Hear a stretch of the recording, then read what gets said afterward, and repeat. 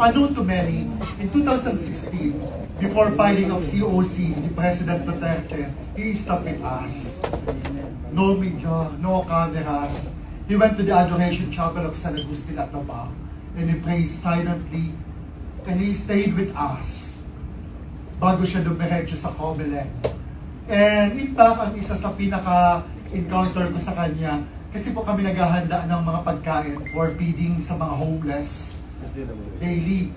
Sa habang kami nagluluto at naghahanda ng mga pack meals for the lunch, he joined us at nakikain pa siya sa amin ng lumpia. So that was moments before he filed his COC, he stayed with us in San Agustin. At hindi lamang po yun, maraming beses pa siyang bumalik sa San Agustin Church.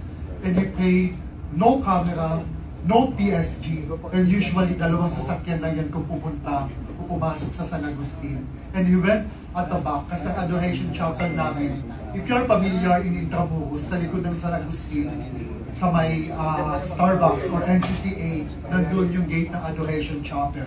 He stayed there and he prayed.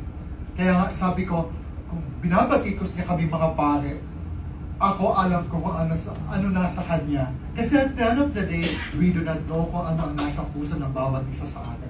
It's only between our God and our heart. Yun lang po na ano natin. Walang sino man pwedeng manghusga sa atin. At nakita ko po sa kanya how he prayed. Kasi unlike sa iba, kapag nakaluhod may camera. Siya po, many times, he visited the San Agustin Adoration Chapel. Kaya nga kanina, while waiting for the Mass, I tried to browse sa mga picture. Sa dami-daming picture, hindi ko pa maano. Dahil kapag nakita ko, I'll send it to Miss Penny. Kasi wala siya talagang kasamang cameraman. Talagang siya lang and some of his very close assistants. At mataintin siyang nagdarasal. And he did that many times throughout his administration. And even during pandemic, he visited us pa.